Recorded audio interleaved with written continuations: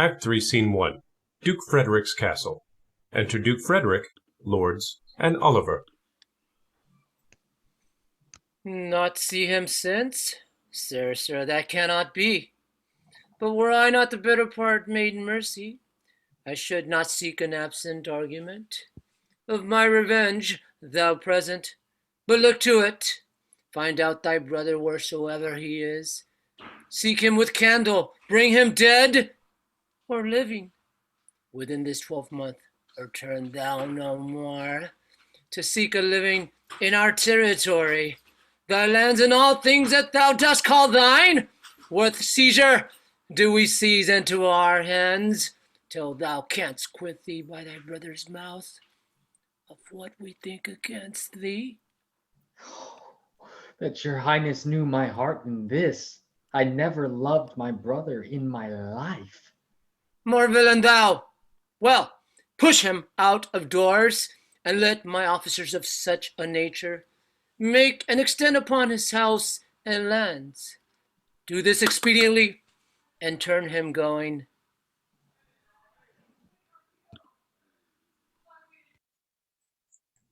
Act 3, Scene 2. The Forest of Arden. Enter Orlando, with a paper. Hang there, my verse, and witness of my love, and thou, thrice-crowned queen of night, survey with thy chaste eye from thy pale sphere above thy huntress name that my full life doth sway. Oh, Rosalind, these trees shall be my books, and in their barks my thoughts I'll character, that every eye which in this forest looks shall see thy virtue witnessed everywhere. Run, run, Orlando, carve on every tree the fair, the chaste, and unexpressive she. And how like you this shepherd's life, Master Touchstone? Truly, shepherd, in respect of itself, it is a good life, but in respect that it is a shepherd's life, it is naught.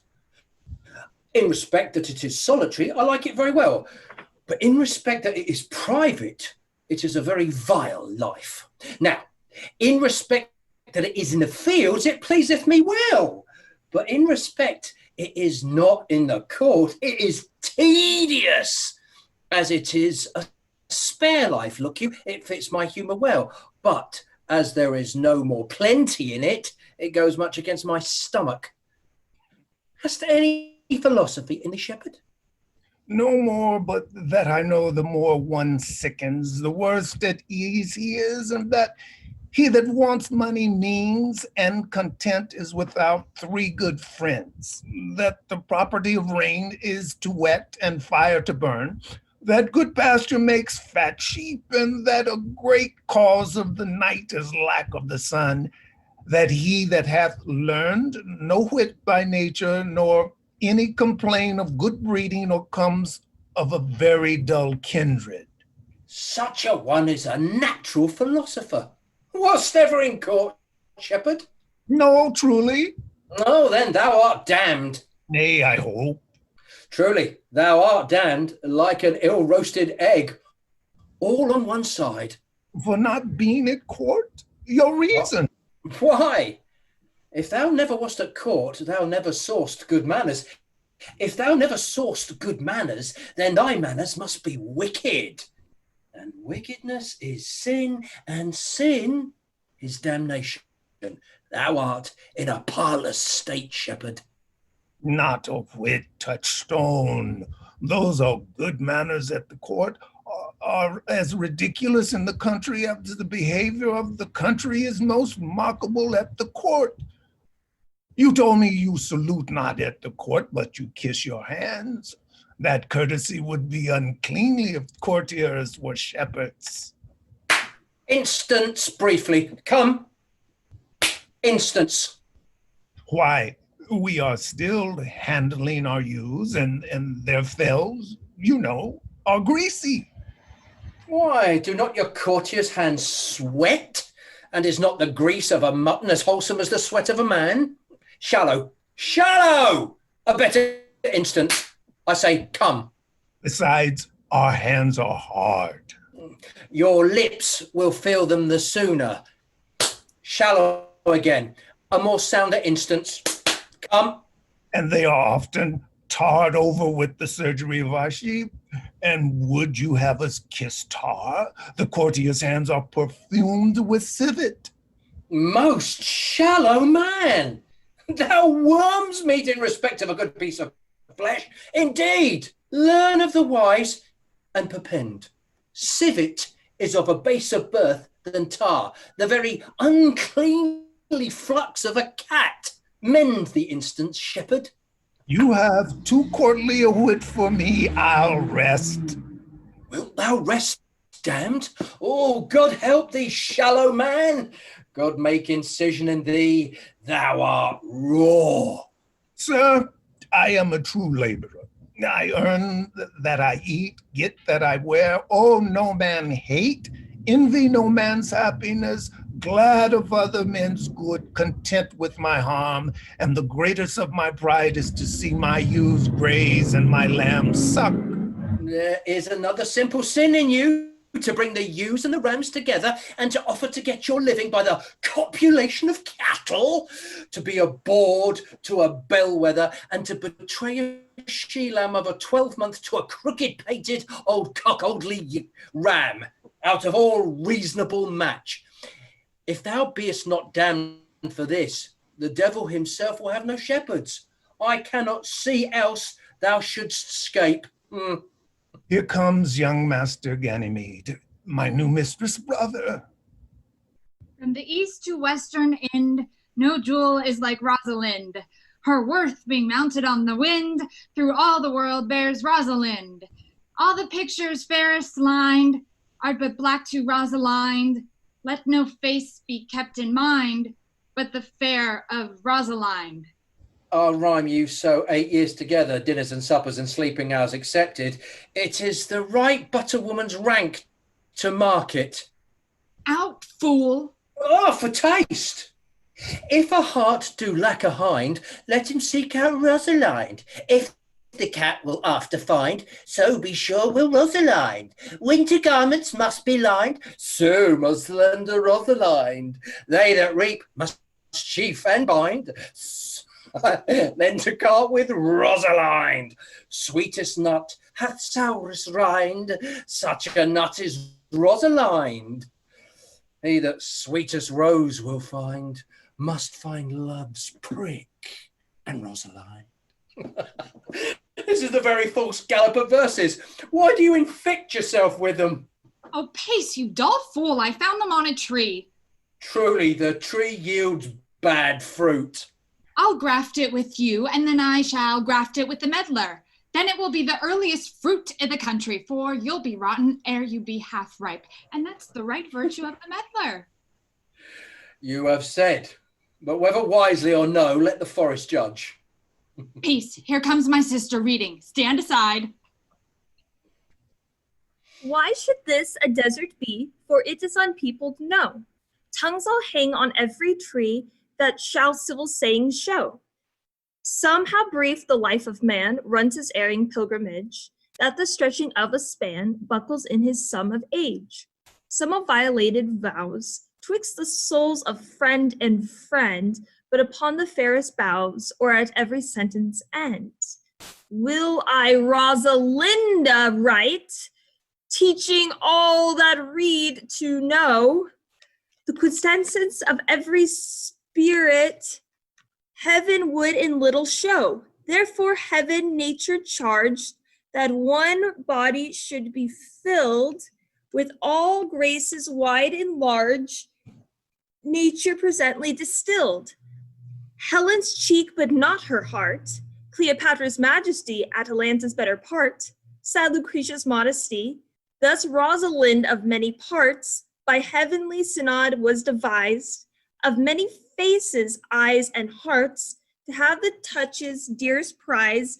Heaven would that she were these gifts should have, and I to live and die her slave. Oh, most gentle Jupiter, what tedious homily of love have you wearied your parishioners withal, and never cried, have patience, good people? How now? Back, friends. Shepherd, go off a little. Go with him, sirrah. Come, shepherd, let us make an honourable retreat. Not with bag and baggage, yet with scrip and scrippage. Didst thou hear these verses? Oh, yes, I heard them all, and more too, for some of them had in them more feet than the verses would bear. That's no more. The feet might bear the verses. Aye, but the feet were lame and could not bear themselves without the verse, and therefore stood lamely in the verse. But didst thou hear without wondering how thy name should be hanged and carved upon these trees? I was 7 of the 9 days out of the wonder before you came, for look here what I found on a palm tree. I was never so berhymed since Pythagoras' time that I was an Irish rat, which I can hardly remember. Thou, who hath done this? Is it a man? And a chain that you once wore about his neck change you color? I prithee, who? Oh, Lord, Lord, it is a hard matter for friends to meet, but mountains may be removed with earthquakes and so encounter. Nay, but who is it? Is it possible? Nay, I pray thee now, with most petitionary vehemence, tell me who it is. Oh, wonderful, wonderful, and most wonderful, wonderful, and yet again, wonderful. And after that, out of all whooping. Good my complexion, dost thou think, though I am comparison like a man, I have a doublet and hose in my disposition? I pray thee, tell me who it is quickly, and speak apace. I would thou couldst stammer, that thou mightst pour this concealed man out of thy mouth, as wine comes out of a narrow-mouthed bottle, either too much at once, or none at all. I pray thee, take the cork out of thy mouth, that I may drink thy tidings. You may put a man in your belly? Is he of God's making? What manner of man? Is his head worth a hat, or his chin worth a beard? Nay, he hath but a little beard. Why, God will send more if the man will be thankful. Let me stay the growth of his beard, if thou delay me not the knowledge of his chin. It is young Orlando, that tripped upon the wrestler's heels and your heart both in an instant. Nay, but the devil take mocking. Speak, sad brow and true maid. In faith, coz, 'tis he. Orlando? Orlando.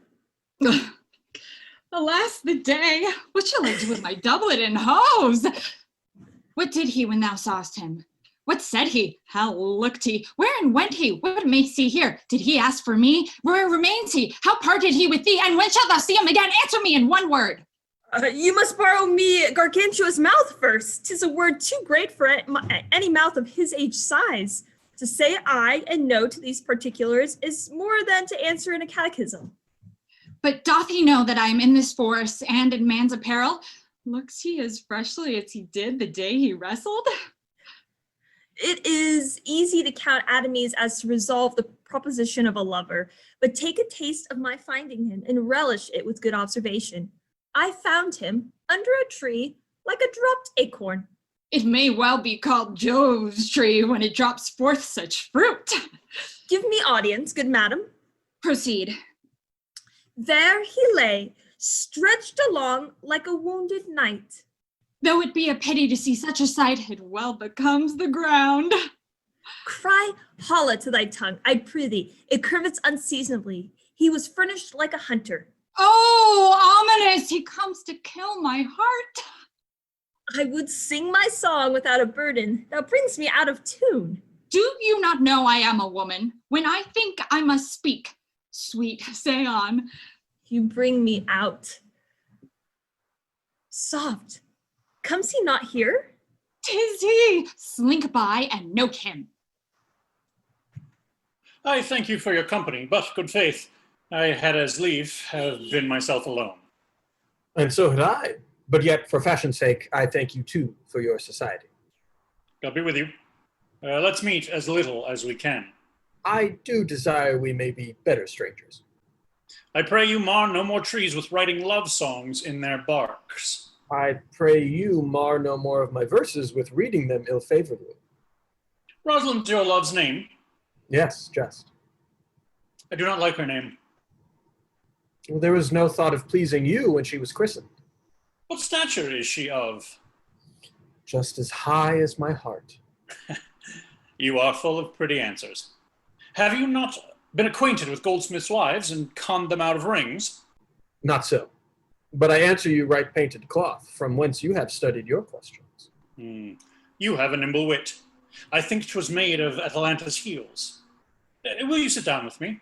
And we too will rail against our mistress the world, and all our misery.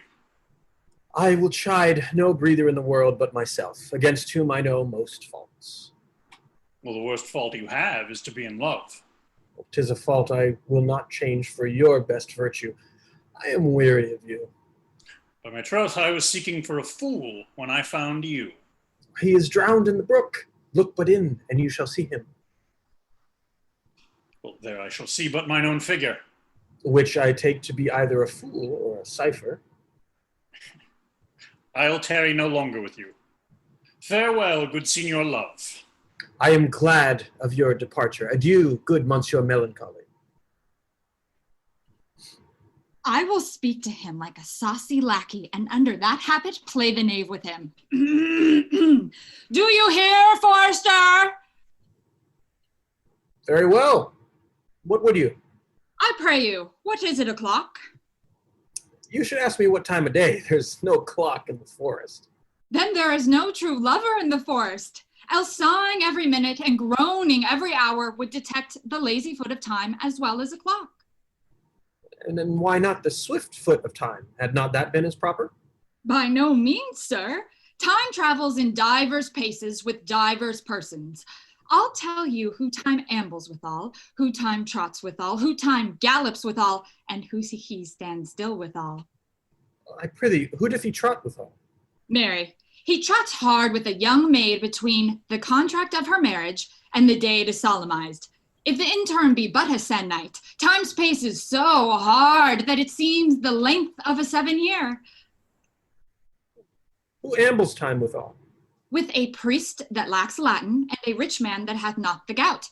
For the one sleeps easily because he cannot study, and the other lives merrily because he feels no pain.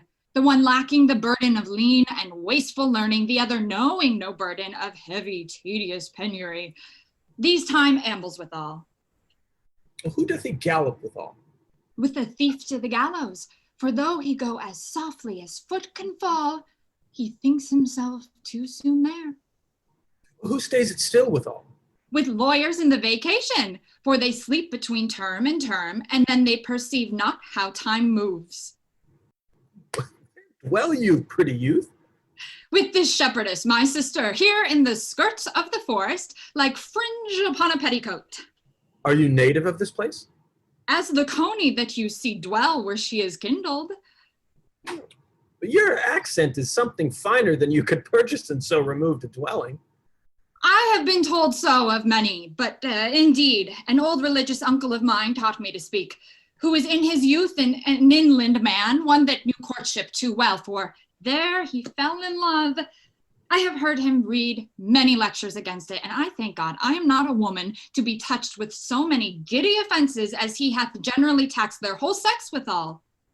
Can you remember any of the principal evils that he laid to the charge of women? There were none principal. They were all like one another as halfpence are, every one fault seeming monstrous, till his fellow fault came to match it. I prithee recount some of them. No, I will not cast away my physic, but on those that are sick.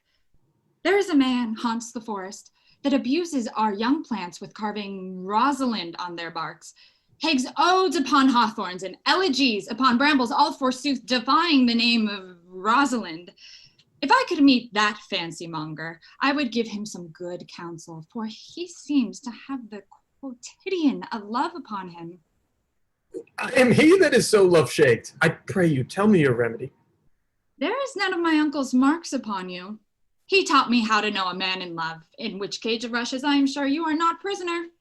Well, what were his marks? A lean cheek, which you have not, a blue eye sunken, which you have not, an unquestionable spirit, which you have not, a beard neglected, which you have not, but I pardon you for that, for simply your having in beard is a younger brother's revenue. Then your host should be ungartered, your bonnet unbanded, your sleeve unbuttoned, your shoe untied, and everything about you demonstrating a careless desolation. But you are no such man. You are rather point device in your accoutrements, as loving yourself than seeming the lover of any other. Fair youth, I would I could make thee believe I love. Me believe it? You may as soon make her that you love believe it, which I warrant she is apter to do than to confess she does. That is one of the points in the which women still give the lie to their consciences.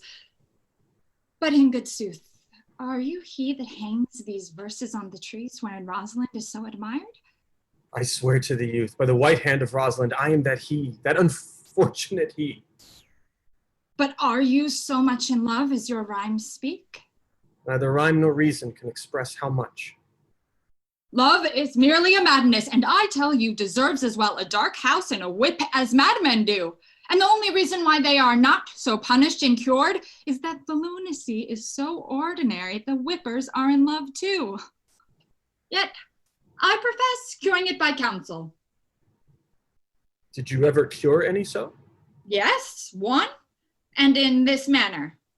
He was to imagine me, his love, his mistress, and I set him every day to woo me, at which time would I, being but a moonish youth, grieve, be effeminate, changeable, longing and liking, proud, fantastical, apish, shallow, full of tears, full of smiles, for every passion something, and for no passion truly anything. As boys and women are for the most part cattle of this color, would now like him, now loathe him, then entertain him, then forswear him, now weep for him, then spit at him. That I drave my suitor from his mad humor of love to a living humor of madness, which was to forswear the full stream of the world and live in a nook merely monastic. And thus I cured him. And in this way will I take it upon me to wash your liver as clean as a sound sheep's heart, so that there shall not be but one spot of love in it. I would not be cured, youth. No, I would cure you if you would but call me Rosalind and come every day to my cote and woo me. Now, by the faith of my love, I will. Tell me where it is. Go with me to it. I'll show it you. And by the way, you shall tell me where in the forest you live. Will you go? With all my heart, good youth. Nay, you must call me Rosalind. Come, sister. Will you go?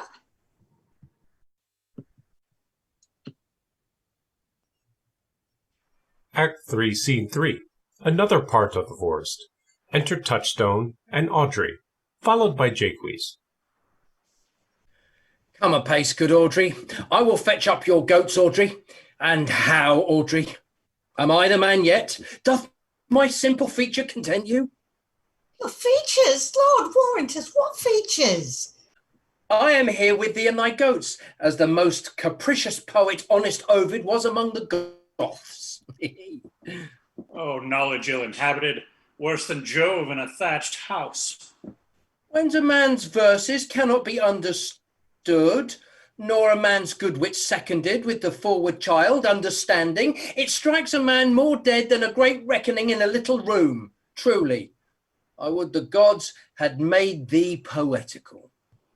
I do not know what poetical is. Is it honest indeed in word? Is it a true thing?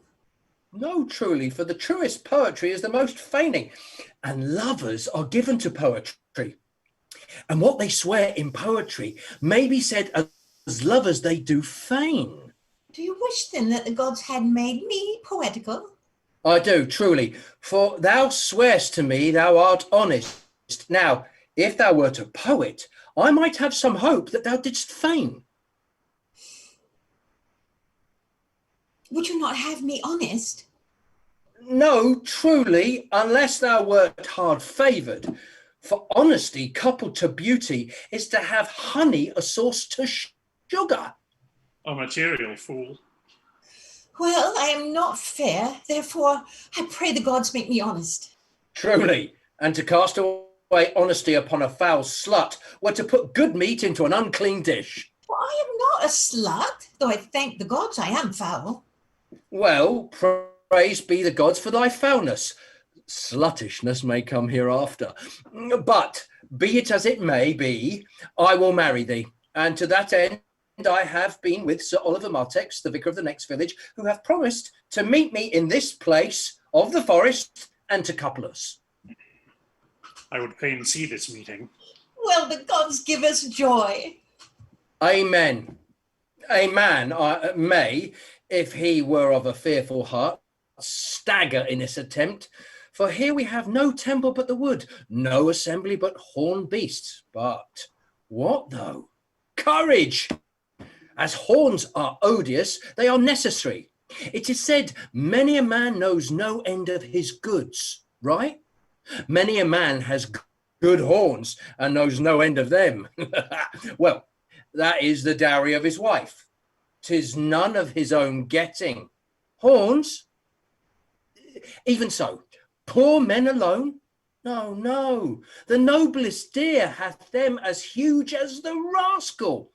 Is the single man therefore blessed? No. As a walled town is more worthier than a village, so is the forehead of a married man more honourable than the bare brow of a bachelor. And by how much defence is better than no skill, by so much is a horn more precious than to want. Now, here comes Sir Oliver. Sir Oliver Martex, you are well met. Will you dispatch us here under this tree, or shall we go with you to your chapel? Is there none here to give this woman? I will not take her on gift of any man. Truly, she must be given, or the marriage is not lawful. Well, proceed. I'll give her. Good even, good monsieur. What you called? How do you, sir? You are very well met. God healed you for your last company. I'm very glad to see you. Even a toy in hand here, sir. Nay, pray be covered. Will you be married, Motley? As the ox hath his bow, sir, the horse his curb, and the falcon her bell, so man hath his desires. And as pigeons bill, so wedlock would be nibbling.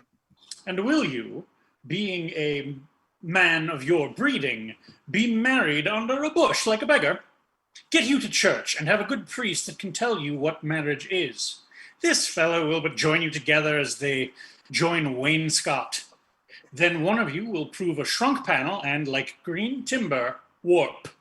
I am not in the mind, but I were better to be married of him than of another, for he is not like to marry me well, and not being married well, it will be a good excuse for me hereafter to leave my wife. Go thou with me, and let me counsel thee. Come, sweet Audrey, we must be married, or we must live in bawdry. Farewell, good Master Oliver, not. Oh, sweet Oliver, oh, brave Oliver, let me not behind thee, but wind away, be gone, I say. I will not to wedding with thee. 'Tis no matter. Ne'er a fantastical knave of them all shall flout me out of my calling. Act 3, Scene 4. Ganymede's cottage in the forest. Enter Rosalind as Ganymede and Celia as Aliena. Never talk to me, I will weep.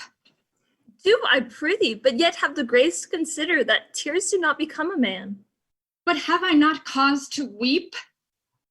As good a cause as one would desire, therefore weep. His very hair is of the dissembling color. Something browner than Judah's. Marry, his kisses are Judah's own children. My faith, his hair is of a good color. An excellent color. Your chestnut was ever the only color. And his kissing is as full of sanctity as the touch of holy bread. He hath bought a pair of cast lips of Diana, a nun of winter's sisterhood kisses not more religiously. The very ice of chastity is in them. But why did he swear he would come this morning and comes not? Nay, certainly there is no truth in him. Do you think so? Yes, I think he is not a pick purse nor a horse stealer, but for his verity in love, I do think him as concave as a covered goblet or a worm-eating nut. Not true in love? Yes, when he is in, but I think he is not in. You have heard him swear downright he was. Was is not is. Besides, the oath of a lover is no stronger than the word of a tapster. They are both a confirmer of false reckonings. He attends her in the forest on the Duke your father. I met the Duke yesterday and had much question with him. He asked me of what parentage I was. I told him of as good as he, so he laughed and let me go. But what talk we of fathers when there's such a man as Orlando? Oh, that's a brave man. He writes brave verses, speaks brave words, swears brave oaths, and breaks them bravely.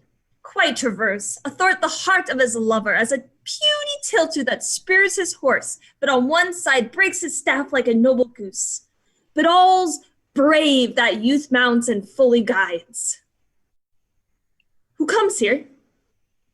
Mistress and masters, you have oft inquired after the shepherd that complained of love, who you saw sitting by me on the turf, praising the proud, disdainful shepherdess that was his mistress. Well, and what of him? If you will see a pageant truly played between the pale complexion of true love and the red glow of scorn and proud disdain, go hence a little, and I shall conduct you, if you will mark it. Oh, come, let us remove. The sight of lovers feedeth those in love. Bring us to this sight, and you shall say, I'll prove a busy actor in their play. Act 3, Scene 5. A grove in the forest. Enter Silvius and Phoebe. Sweet Phoebe, do not scorn me. Do not, Phoebe. Say that you love me not, but say not so in bitterness. The common executioner, whose heart the accustomed sight of death makes hard, falls not the axe upon the humbled neck, but first begs pardon. Will you sterner be than he that dies and lives by bloody drops? Oh, I would not be thy executioner. I fly thee, for I would not injure thee. Thou tellest me there is murder in mine eye. Oh, 'tis pretty sure and very probable that eyes that are the frailest and softest things should be called tyrants, butchers, murderers. Now I do frown on thee with all my heart, and if mine eyes can wound, now let them kill thee. Now, counterfeit to swoon, why now fall down, or if thou canst not, oh, for shame, lie not to say mine eyes are murderers. Now show the wound mine eye has made in thee. Scratch thee but with a pin, and there remains some scar of it. Lean upon a rush. The cicatrice and capable impressure thy palm some moment keeps. But now mine eyes, which I have darted at thee, hurt thee not. Nor, I am sure, there is no force in eyes that can do hurt. Oh, dear Phoebe, if ever, as that ever may be near, you meet in some fresh cheek the power of fancy, then shall you know the wounds invisible that love's keen arrows make. But till that time, come not thou near me, and when that time comes, afflict me with thy mocks. Pity me not, as till that time I shall not pity thee. Why, I pray you, who might be your mother, that you insult, exalt, and all at once over the wretched, what though you have no beauty, is by my faith I see no more in you than without candle may go dark to bed. Must you be therefore proud and pitiless? Why, what means this? Why do you look on me? I see no more in you than in the ordinary of nature's sales work. Odds my little life, I think she means to tangle my eyes too. No, faith, proud mistress, hope not after it. 'Tis not your inky brows, your black silk hair, your bugle eyeballs, nor your cheek of cream that can attain my spirit to your worship. You foolish shepherd, wherefore do you follow her, like foggy south, puffing with wind and rain? You are 1,000 times a properer man than she, a woman. 'Tis such fools as you that makes the world full of ill-favored children. 'Tis not her glass, but you that flatters her, and out of you she sees herself more proper than any of her lineaments can show her. But, mistress, know yourself, down on your knees. Thank heaven, fasting for a good man's love. For I must tell you, friendly, in your ear, sell when you can. You are not for all markets. Cry the man mercy, love him, take his offer. Foul is most foul, being foul to be a scoffer. So take her to thee, shepherd. Fare you well. Sweet youth, I pray you chide a year together. I had rather hear you chide than this man woo. He's fallen in love with your foulness and shall fall in love with my anger. If it be so, as fast as she answers thee with frowning looks, I'll sauce her with bitter words. Why look you so upon me? For no ill will I bear you. I pray you, do not fall in love with me, for I am falser than vows made in wine. Besides, I like you not. You will know my house, 'tis at the tuft of olives here hard by. Will you go, sister? Shepherd, ply her hard. Come, sister shepherdess, look on him better, and be not proud. Though all the world could see, none could be so abused in sight as he. Come to our flock. Oh, dead shepherd, now I find thy saw of might. Whoever loved that loved not at first sight. Sweet Phoebe. Ha, what sayest thou, Silvius? Sweet Phoebe, pity me. Oh, why I am sorry for thee, gentle Silvius. Wherever sorrow is, relief would be. If you do sorrow at my grief and love, by giving love, your sorrow and my grief are both exterminated. Oh, thou hast my love, is not that neighborly?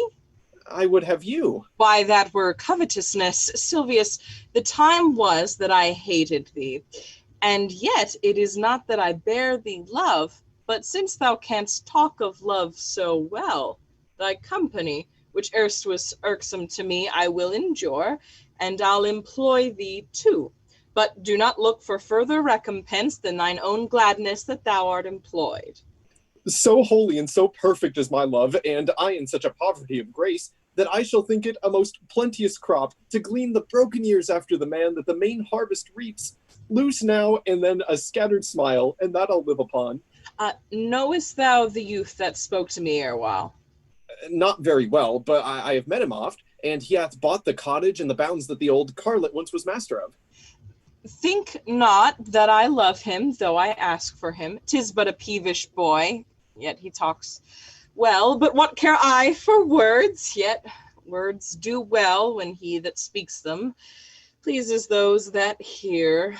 It is a pretty youth, not very pretty, but sure he's proud, and yet his pride becomes him. He'll make a proper man. The best thing in him is his complexion, and faster than his tongue did make offense, his eye did heal it up. He is not very tall, yet for his years he's tall. His leg is but so, and yet 'tis well. There was a pretty redness in his lip, a little riper and more lusty red than that mixed in his cheek. 'Twas just the difference betwixt the constant red and the mingled damask.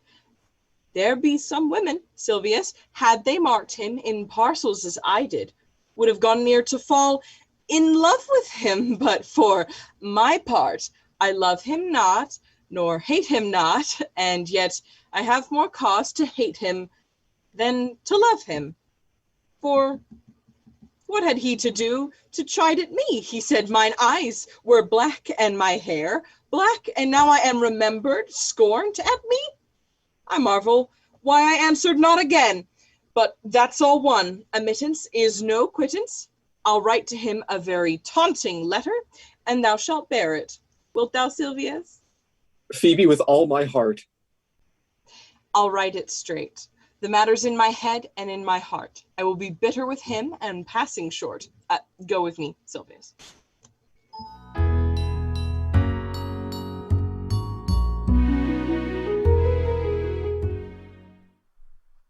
Act 4, Scene 1. The Forest of Arden, before Ganymede's cottage. Enter Rosalind as Ganymede, Celia as Aliena, and Jaques. I prithee, pretty youth, let me be better acquainted with thee. They say you are a melancholy fellow. I am so. I do love it better than laughing. Those that are in extremity of either are abominable fellows, and betray themselves to every modern censure worse than drunkards. Why, 'tis good to be sad and say nothing. Why, then 'tis good to be a post. I have neither the scholar's melancholy, which is emulation, nor the musician's, which is fantastical, nor the courtier's, which is proud, nor the soldier's, which is ambitious, nor the lawyer's, which is politic, nor the lady's, which is nice, nor the lover's, which is all these. But it is a melancholy of mine own, compounded of many simples extracted from many objects, and indeed the sundry contemplation of my travels, in which my often rumination wraps me in a most humorous sadness. A traveler, by my faith, you have great reason to be sad. I fear you have sold your own lands to see other men's. Then to have seen much and have nothing is to have rich eyes and poor hands. Yes, I have gained my experience. And your experience makes you sad. I had rather have a fool to make me merry than experience to make me sad, and to travel for it too. Good day and happiness, dear Rosalind. Nay then, God be with you, and you talk in blank verse. Farewell, Monsieur Traveler. Look, you lisp and wear strange suits, disable all the benefits of your own country, be out of love with your nativity, and almost chide God for making you that countenance you are, or I will scarce think you have swam in a gondola. Why, how now, Orlando? Where have you been all this while? You, a lover, and you serve me such another trick? Never come in my sight more. My fair Rosalind, I come within an hour of my promise. Break an hour's promise in love. He that will divide a minute into 1,000 parts and break but a part of the 1,000 parts of a minute in the affairs of love, it may be said of him that Cupid hath clapped him o' the shoulder, but I'll warrant him heart whole. Pardon me, dear Rosalind. Nay, and you be so tardy. Come no more in my sight. I had as lief to be wooed of a snail. Of a snail? Aye, of a snail. For though he comes slowly, he carries his house on his head. A better jointure, I think, than you make a woman. Besides, he carries his destiny with him. What's that? Why, horns, which such as you are fain to be beholding to your wives for. But he comes armed in his fortune and prevents the slander of his wife. What virtue is no horn maker. My Rosalind is virtuous. And I am your Rosalind. It pleases him to call you so, but he hath a Rosalind of a better leer than you. Come, woo me, for now I am in a holiday humor and like enough to consent. What would you say to me now, and I were your very, very Rosalind? I would kiss before I spoke. Nay, you were better speak first, and then when you were gravelled for lack of matter, you might take occasion to kiss. Very good orators, when they are out, they will spit, and for lovers lacking, God warn us, matter, the cleanliest shift is to kiss. Well, how if the kiss be denied? Then she puts you to entreaty, and there begins new matter. Well, who could be out, being before his beloved mistress? Marry, that should you if I were your mistress, or I should think my honesty ranker than my wit. What, of my suit? Not out of your apparel, and yet out of your suit. Am not I your Rosalind? I take some joy to say you are, because I would be talking of her. Well, in her person, I say I will not have you. Well, then in mine own person I die. No, faith, die by attorney. The poor world is almost 6,000 years old, and in all this time there was not any man died in his own person, videlicet in a love cause. Troilus had his brains dashed out with the Grecian club, yet he did what he could to die before, and he is one of the patterns of love. Leander, he would have lived many a fair year, though hero had turned none, if it had not been for a hot midsummer night, for, good youth, he went but forth to wash him in the Hellespont, and, being taken with the cramp, was drowned. And the foolish chroniclers of the age found that it was hero of cestus. But these are all lies. Men have died from time to time, worms have eaten them, but not for love. I would not have my right Rosalind of this mind, for I protest her frown might kill me. By this hand it will not kill a fly. But come, now I will be your Rosalind in a more coming on disposition, and ask me what you will. I will grant it. Oh, then love me, Rosalind. Yes, faith will I. Fridays and Saturdays and all. And wilt thou have me? Aye, and 20 such. What sayest thou? Are you not good? I hope so. Why then can one desire too much of a good thing? Come, sister, you shall be the priest and marry us. Give me your hand, Orlando. What do you say, sister? Pray thee, marry us. I cannot say the words. You must begin, will you, Orlando? Go to, will you, Orlando, have to wife this Rosalind? I will. Aye, but when? Why, now, as fast as she can marry us. Then you must say, I take thee, Rosalind, for wife. I take thee, Rosalind, for wife. I might ask you for your commission, but I do take thee, Orlando, for my husband. There's a girl goes before the priest, and certainly a woman's thought run right before her actions.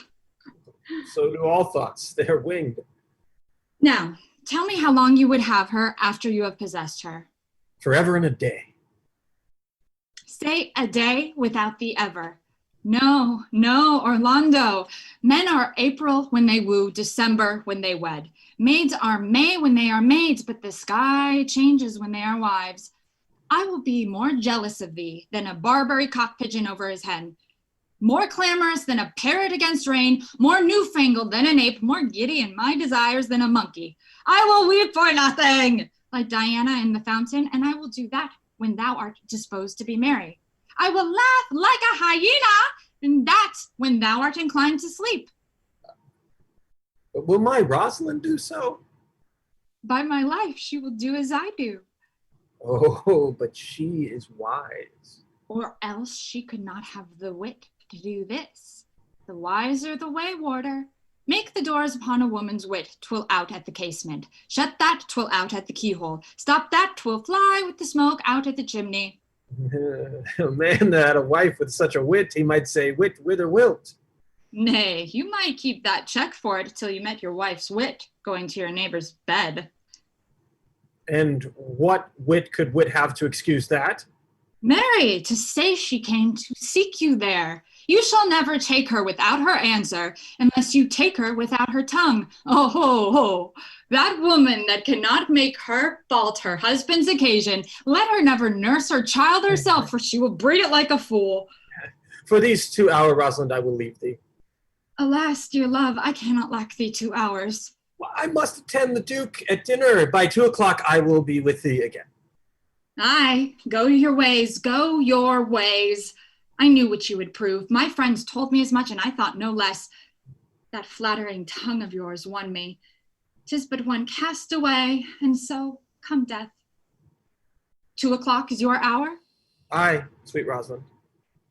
By my troth, and in good earnest, and so God mend me, and by all pretty oaths that are not dangerous, if you break one jot of your promise, or come 1 minute behind your hour, I will think you the most pathetical break promise, and the most hollow lover, and the most unworthy of her that you call Rosalind, that could may be chosen out of the gross band of the unfaithful. Therefore, beware my censure, and keep your promise.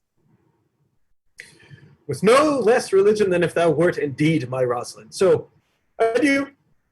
Well, time is the old justice that examines all such offenders, and so let time try. Adieu.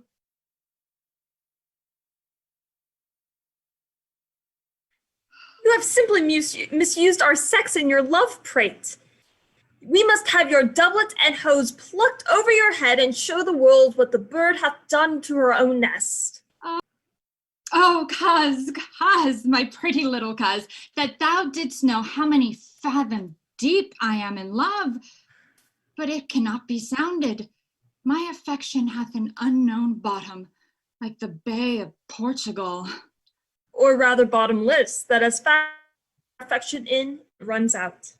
No, that same wicked bastard of Venus, that was begot of thought, conceived of spleen, and born of madness, that blind, rascally boy that abuses everyone's eyes because his own are out, let him be the judge of how deep I am in love. I'll tell thee, Aliena, I cannot be out of the sight of Orlando. I'll go find a shadow and sigh till he come. And I'll sleep.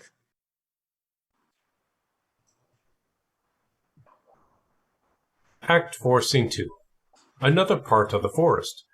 Enter Jaques and lords from hunting. Which is he that killed the deer?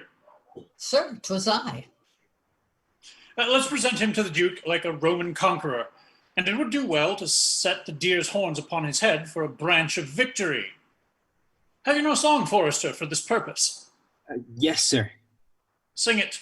That is no matter how it be in tune, so it make noise enough. What shall he have that killed the deer? His leather skin and horns to wear, then sing him home.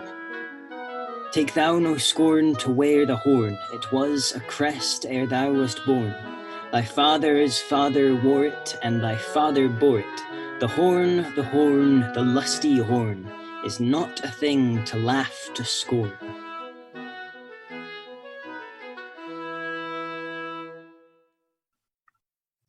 Act 4, Scene 3. A grove in the forest. Enter Rosalind as Ganymede and Celia as Aliena. How say you now? Is it not past 2 o'clock? And here much Orlando. I warned you with pure and trouble. He hath taken his bow and arrows and is gone forth to sleep. Look who comes here. My errand is to you, fair youth. My gentle Phoebe did bid me give you this. I know not the contents, but as I guess, by the stern brow and waspish action which she did use as she was writing it, it bears an angry tenor. Pardon me, I am but as a guiltless messenger. Patience herself would startle at this letter and play the swaggerer. Bear this, bear all. She says I am not fair, that I lack manners. She calls me proud, and that she could not love me were man as rare as Phoenix. Oh, it's my will. Her love is not the hare that I do hunt. Why writes she so to me? Well, shepherd, well, this is a letter of your own device. No, I protest, I know not the contents. Phoebe did write it. Come, you are a fool and turned into the extremity of love. I saw her hand. She has a leathern hand, a freestone colored hand. I verily did think that her old gloves were on, but 'twas her hands. She has a hussif's hand, but that's no matter. I say she never did invent this letter. This is a man's invention, and his hand. Sure, it is hers. Why, 'tis a boisterous and a cruel style, a style for challengers. Why, she defies me, like Turk to Christian. Women's gentle brain could not drop forth such giant, rude invention, such Ethiop words, blacker in their effect than in their countenance. Will you hear the letter? So please you, for I have never heard it yet heard too much of Phoebe's cruelty. She Phoebes me. Mark how the tyrant writes. Art thou God to shepherd turned, that a maiden's heart hath burned? Can a woman rail thus? Call you this railing? Why thy Godhead laid apart, warst thou with a woman's heart? Did you ever hear such railing? Whiles the eye of man did woo me, that could do no vengeance to me, meaning me a beast. If the scorn of your bright eyne have power to raise such love in mine, alack, in me what strange effect would they work in mild aspect? Whiles you chide me, I did love. How then might your prayers move? He that brings this love to thee, little knows this love in me, and by him seal up thy mind, whether that thy youth and kind will the faithful offer take of me and all that I can make, or else by him my love deny, and then I'll study how to die. Call you this chiding? Alas, poor shepherd. Do you pity him? No, he deserves no pity. Wilt thou love such a woman, what, to make thee an instrument and play false strains upon thee? Not to be endured. Well, Go your way to her, for I see love hath made thee a tame snake, and say this to her, that if she love me, I charge her to love thee. If she will not, I will never have her unless thou entreat for her. If you be a true lover, hence, and not a word, for here comes more company. Good morrow, fair ones. Pray you, if you know where in the purlieus of this forest stands a sheepcote fenced about with olive trees. West of this place, down in the neighbor bottom, the rank of oysters by the murmuring stream, left of in your right hand brings you to the place. But at this hour the house doth keep itself, there is none within. That an eye may profit by a tongue, then should I know you by description, such garments and such years. The boy is fair, of female favor, and bestows himself like a ripe sister, the woman low and browner than her brother. Are not you the owner of the house I did inquire for? It is no boast being asked to say we are. Orlando doth commend him to you both, and to that youth he calls his Rosalind. He sends this bloody napkin. Are you he? I am. What must we understand by this? Some of my shame, if you will know of me, what man I am, and how, and why, and where this handkerchief was stained. I pray you tell it.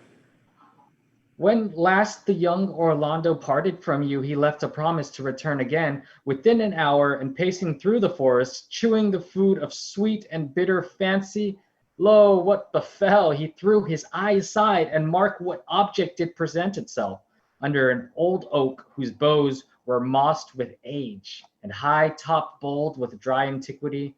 A wretched, ragged man o'ergrown with hair lay sleeping on his back. A green and gilded snake had wreathed itself, who with her head nimble in threats approached the opening of his mouth. But suddenly, seeing Orlando, it unlinked itself, and with indented glides did slip away into a bush, under which bush's shade a lioness, with udders all drawn dry, lay couching, head on ground, with cat-like watch, when that the sleeping man should stir, for 'tis the royal disposition of that beast to prey on nothing that doth seem as dead. This seen, Orlando did approach the man, and found it was his brother, his elder brother. Oh, I have heard him speak of that same brother, and he did render him the most unnatural that lived amongst men. And well he might so do, for well I know he was unnatural. But to Orlando, did he leave him there, food to the sucked and hungry lioness? Twice did he turn his back and purpose so, but kindness nobler ever than revenge, and nature stronger than his just occasion, made him give battle to the lioness, who quickly fell before him, in which hurtling from miserable slumber I awaked. Are you his brother? Was it you he rescued? Was it you that did soft contrive to kill him? 'Twas I, but 'tis not I do not shame to tell you what I was since my conversion so sweetly tastes, being the thing I am. But for the bloody napkin. By and by, when from there first to last betwixt us two tears our recountements had mostly kindly bathed, as how I came into that desert place. In brief, he led me to the gentle Duke, who gave me fresh array and entertainment, committing me unto my brother's love, who led me instantly unto his cave, there stripped himself, and here upon his arm the lioness had torn some flesh away, which all this while had bled, and now he fainted, and cried in fainting upon Rosalind. Brief, I recovered him, bound up his wound, and after some small space, being strong at heart, he sent me hither, stranger as I am, to tell this story, that you might excuse his broken promise, and to give this napkin dyed in his blood unto the shepherd youth that he in sport doth call his Rosalind. Why, how now? Ganymede, sweet Ganymede! Many will swoon when they do look on blood. There's more in it! Cousin, Ganymede! Look, he recovers. I would I were at home. We'll lead you thither. I pray you, will you take him by the arm? Be of good cheer, youth. You, a man, you lack a man's heart. I do so, I confess it. But sirrah, The body would think this was well counterfeited. I pray you tell your brother how well I counterfeited. Hi-ho. This was not counterfeit. There is too great testimony in your complexion that it was a passion of earnest. Counterfeit, I assure you. Well then, take a good heart and counterfeit to be a man. So I do, but I faith I should have been a woman by right. Come, you look paler and paler. Pray you draw homewards. Good sir, go with us. That will I, for I must bear answer back how you excuse my brother Rosalind. I shall devise something, but I pray you, commend my counterfeiting to him. Will you go?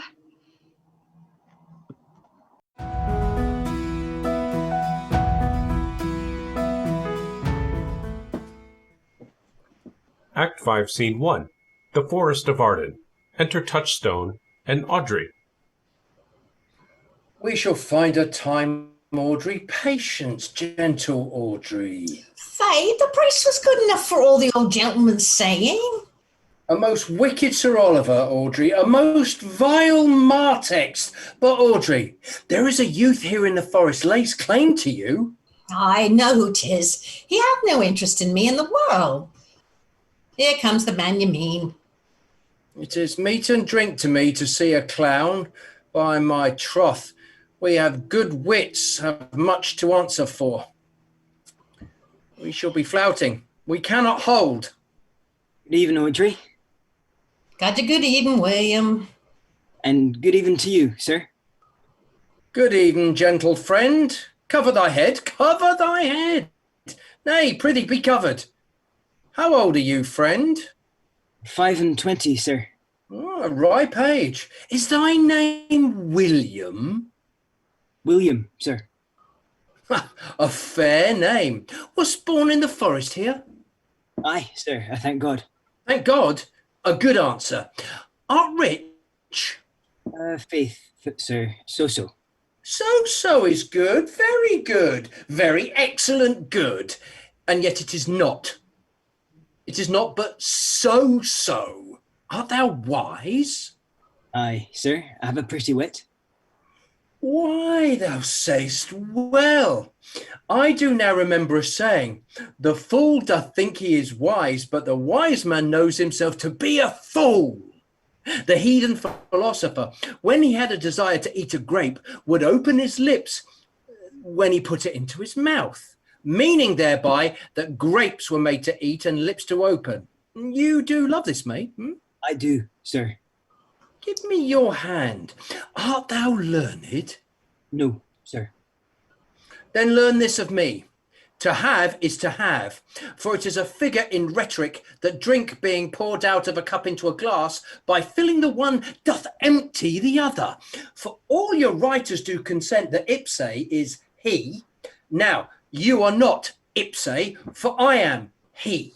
Which he, sir? He, sir, that must marry this woman. Therefore, you clown, abandon, which is in the vulgar, leave, the society, which in the boorish is company of this female, which is in the common, woman, which together is, abandon the society of this female, or clown, thou perishest, or, to thy better understanding, diest, or to wit, I will kill thee, make thee away, translate thy life into death, thy liberty into bondage. I will deal in poison with thee, or in bastinado, or in steel. I will bandy with thee in faction. I will run thee with policy. I will kill thee 150 ways. Therefore, tremble and depart. Do good, William. God rest you merry, sir. Our masters and mistress seeks you. Come away, away. Trip, Audrey, trip. I attend, I attend.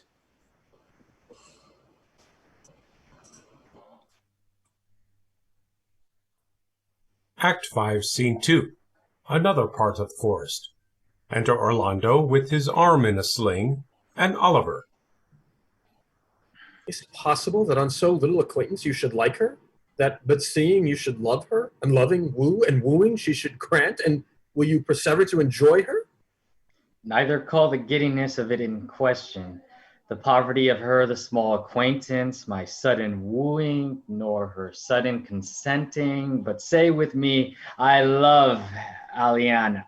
Say with her that she loves me. Consent with both that we may enjoy each other. It shall be to your good. For my father's house and all the revenue that was old Sir Roland's will I estate upon you, and here live and die as a shepherd. You have my consent. Let your wedding be tomorrow. Thither will I invite the Duke and all his contented followers. Go you and prepare Eliana. For, look you, here comes my Rosalind. God save you, brother.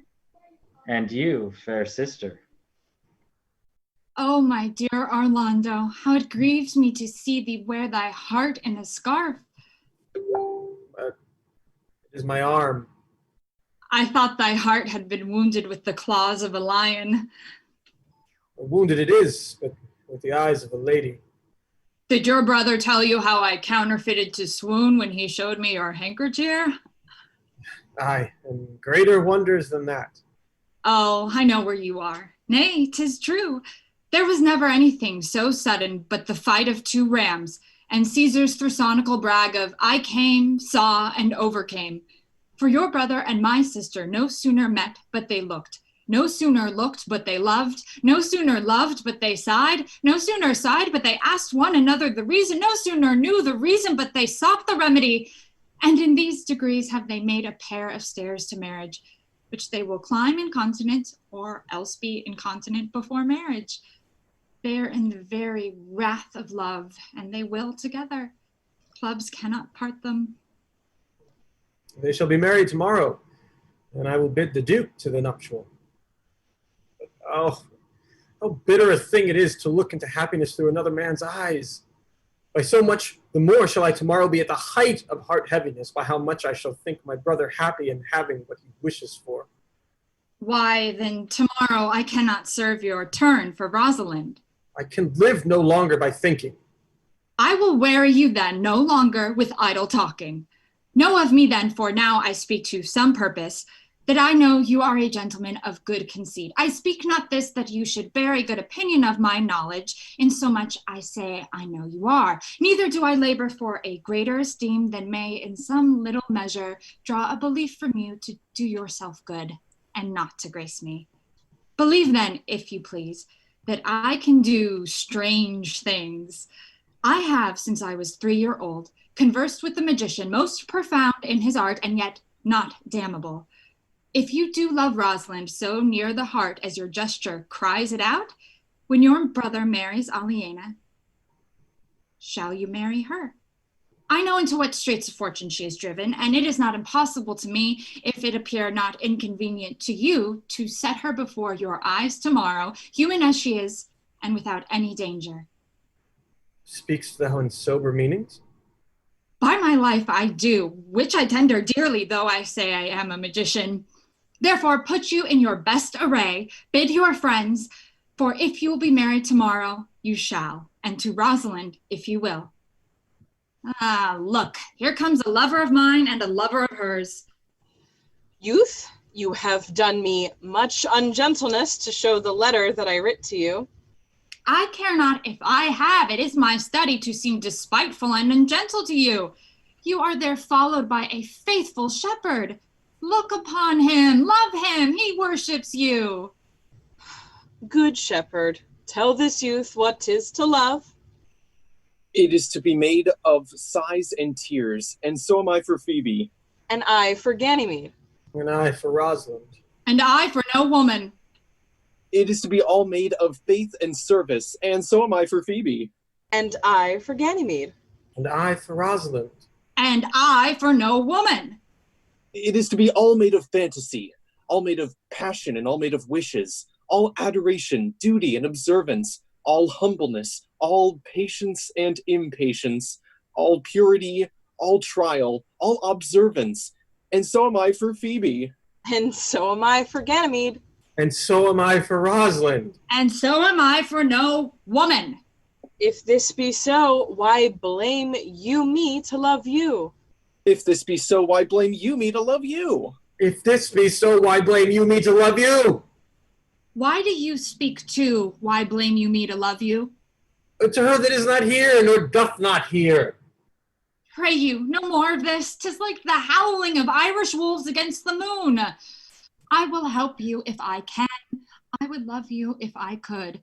Tomorrow, meet me all together. I will marry you if ever I marry woman, and I'll be married tomorrow. I will satisfy you if ever I satisfy man, and you shall be married tomorrow. I will content you if what pleases you contents you, and you shall be married tomorrow. As you love Rosalind, meet. As you love Phoebe, meet. And as I love no woman, I'll meet.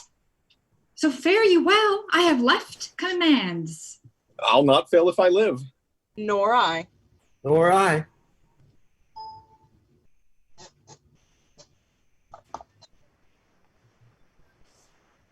Act 5, Scene 3. Another part of Enter Touchstone and Audrey. Tomorrow is the joyful day, Audrey. Tomorrow we will be married. I do desire it with all my heart. And I hope it's no dishonest desire to be a woman of the world. Here come two of the banished Duke's pages. Well met, honest gentlemen. By my troth, well met. Come, sit. And a song. Yeah? We are for you. Sit in the middle. Shall we clap into it roundly without hawking or spitting, or say we are hoarse, which are the only prologues to a bad voice? Faith, and both in a tune, like two gypsies on a horse.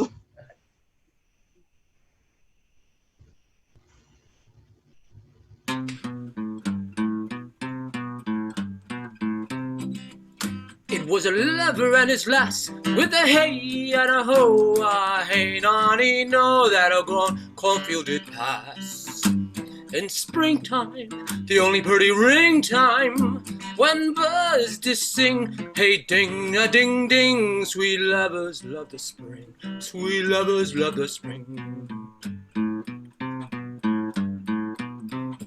Between the acres of the rye, with a hey and a ho, a hey nonny no, the pretty country folks would lie.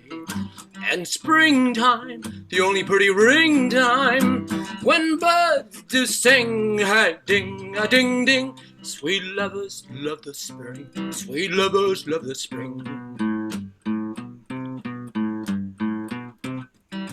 This cow that began that hour, with a hey and a ho and a hey nonny no, how that her life was but a flower. In springtime, the only pretty ring time, when birds just sing, hey ding a ding ding, sweet lovers love the spring, sweet lovers love the spring. And therefore take the present time, with a hey and a ho and a hey nonny no, for love is crowned with the prime. And springtime, the only ring time, when the birds just sing, hey ding a ding ding, sweet lovers love the spring, sweet lovers love the spring, sweet lovers love the spring.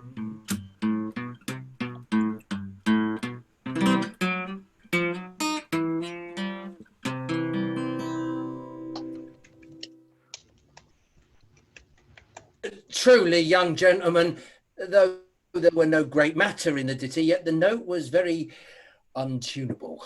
Oh, you are deceived, sir. We kept time. We lost not our time. By my troth, yes. I count it but time lost to hear such a foolish song. God be with you, and God mend your voices. Come, Audrey.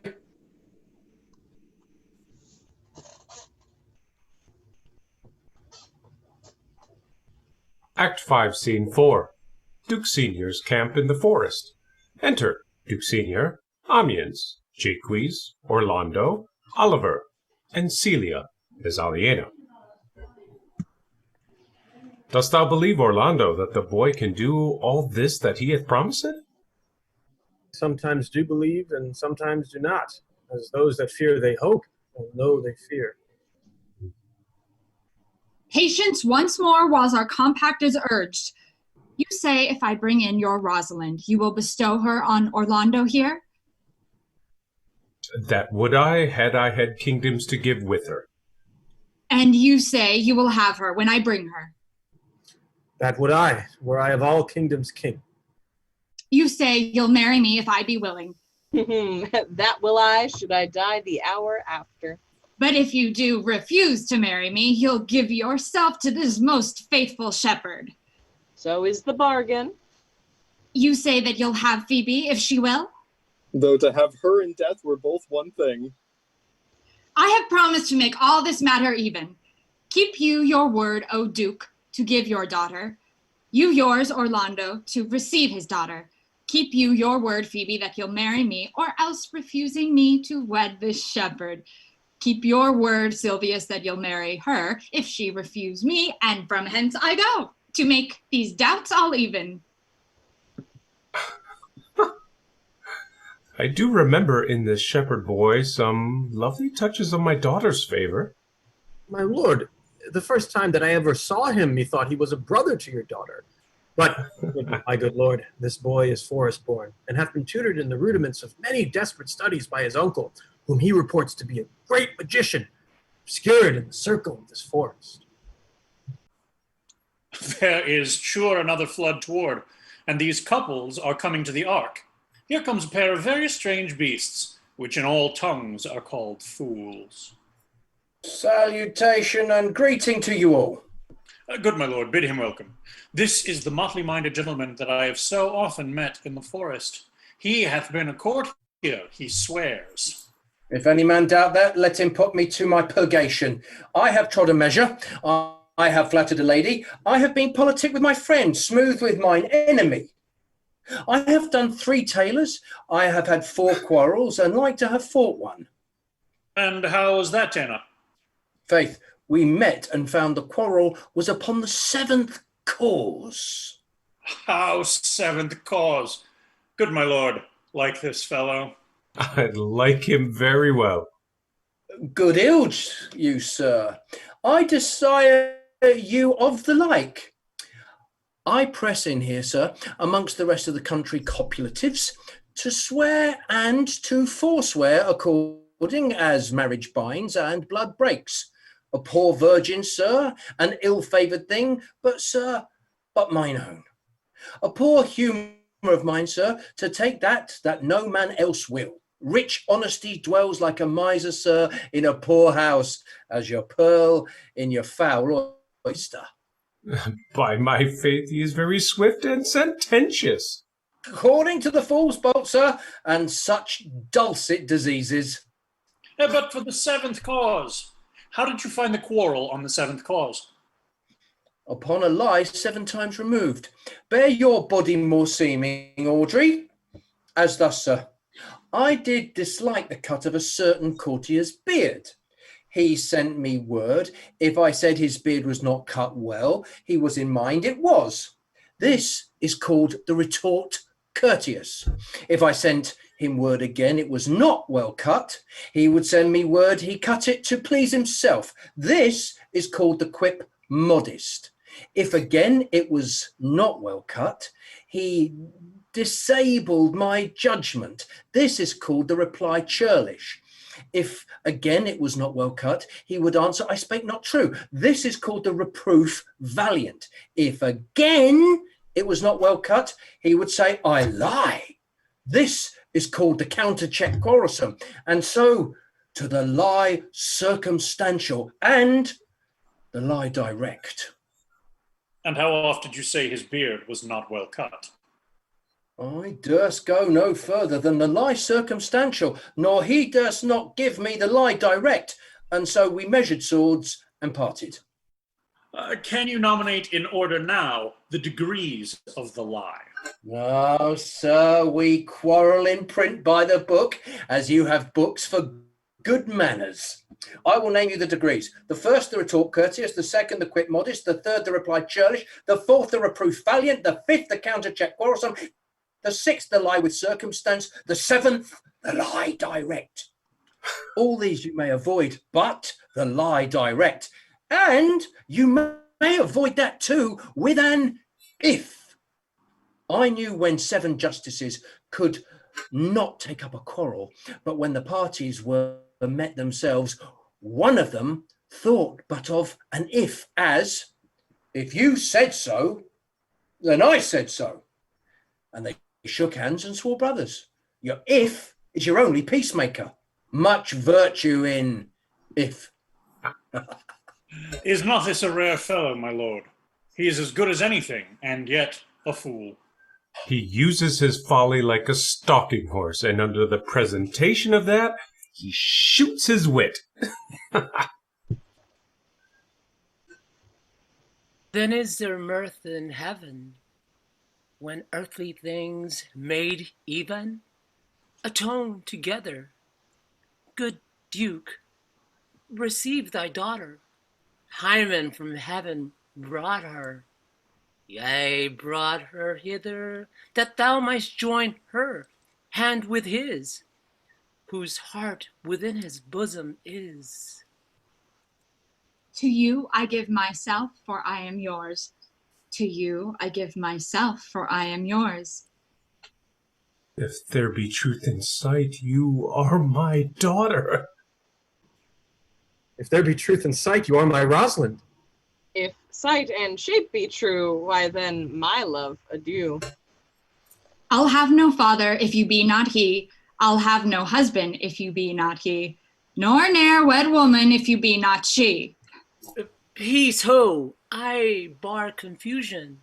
'Tis I must make conclusion of these most strange events. Here's 8 that must take hands to join in Hymen's bands, if truth holds true contents. You and you, no cross shall part, and you are heart in heart. You to his love must accord, or have a woman to your lord. You and you are sure together, as the winter to foul weather.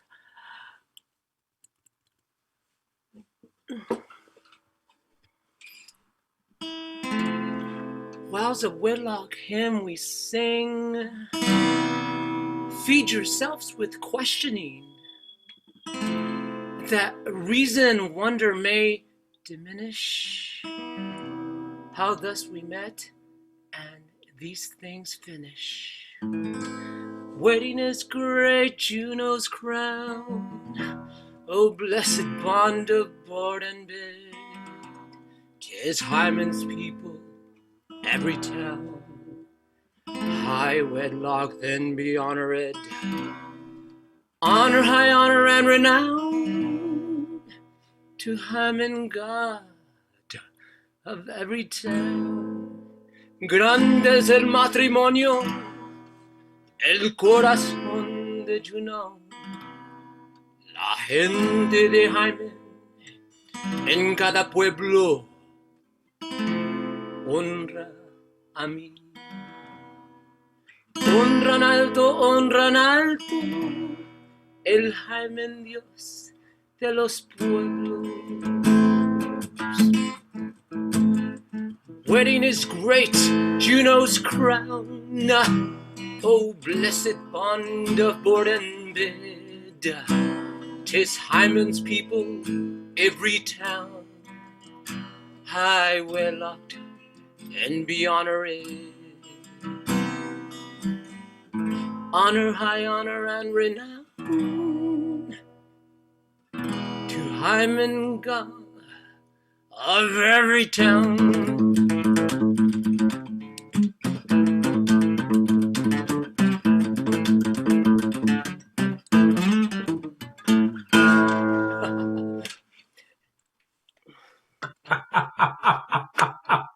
And oh, my dear niece, welcome, thou art to me. In daughter welcome, in no less degree. I will not eat my word. Now thou art mine. Thy faith my fancy to thee doth combine. Let me have the audience for a word or two. I am the second son of old Sir Roland, that bring these tidings to this fair assembly. Duke Frederick, hearing how that every day men of great worth resorted to this forest, addressed a mighty power, which were on foot in his own conduct, purposely to take his brother here and put him to the sword. And to the skirts of this wild wood he came, where, meeting with an old religious man, after some question with him, was converted both from his enterprise and from the world, his crown bequeathing to his banished brother, and all their lands restored to them again, that were with him exiled. This to be true, I do engage my life. Oh, come, young man, thou offerest fairly to thy brother's wedding. To one his lands withheld, and to the other a land itself at large, a potent kingdom. Ha! First, in this forest, let us do those ends that here were well begun and well begot.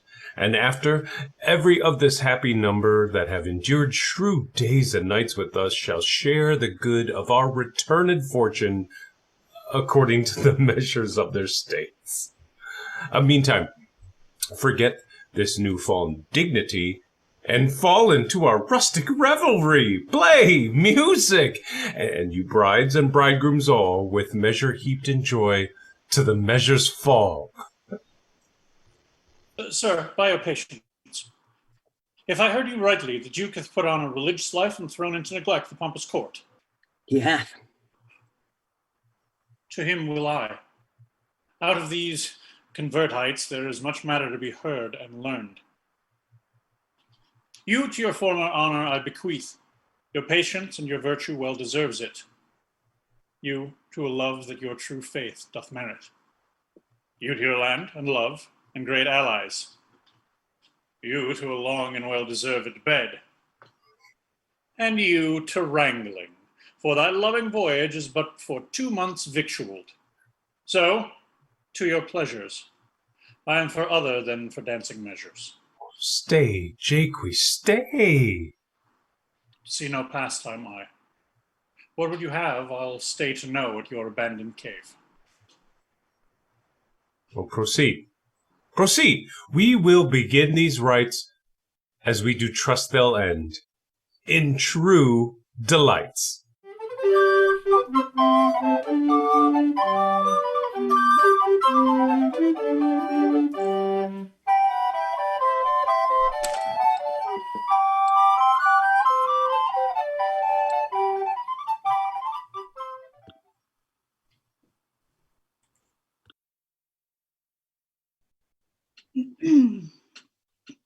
It is not the fashion to see the lady the epilogue, but it is no more unhandsome than to see the lord the prologue. If it be true that good wine needs no bush, 'tis true that a good play needs no epilogue.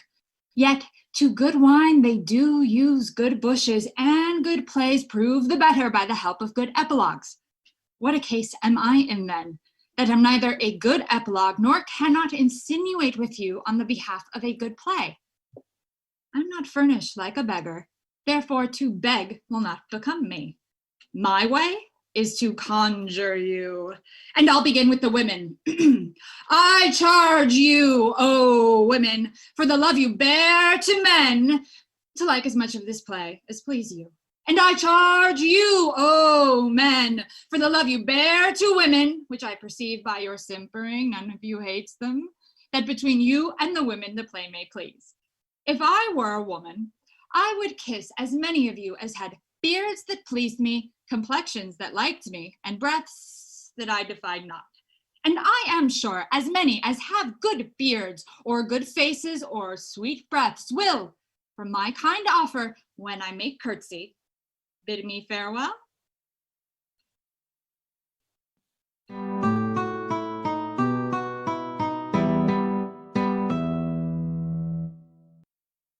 Well, thank you for tuning in, and we hope that you enjoyed our reading today of As You Like It. Let's bring back our wonderful players. Jason Rennie, Taylor Marr, Megan Wells, Ron Dorn, Chris Klein, J.D. Mata and his wonderful musical talents, Cameron Prince, Martin Hillier, Sasha Venn, Christopher Carbo, Pamela Roylance, Vincent Aclavea, Leilani Toon, Elizabeth Juvena, and I'm Mary Carrick. Thank you so much for tuning in to Shakespeare 2020 LA. We're 2/3 way through the canon. Next week, we'll be visiting a quirky Scottish couple and their weird friends. See you then.